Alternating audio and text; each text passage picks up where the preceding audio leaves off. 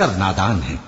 کہہ دو کہ اس کو روح القدس تمہارے پروردگار کی طرف سے سچائی کے ساتھ لے کر نازل ہوئے ہیں، تاکہ یہ قرآن مومنوں کو ثابت قدم رکھے، اور حکم ماننے والوں کے لیے تو یہ ہدایت اور بشارت ہے۔ اور ہمیں معلوم ہے کہ یہ کہتے ہیں کہ اس پیغمبر کو ایک شخص سکھا جاتا ہے، مگر جس کی طرف تعلیم کی نسبت کرتے ہیں اس کی زبان تو عجمی ہے، اور یہ صاف عربی زبان ہے۔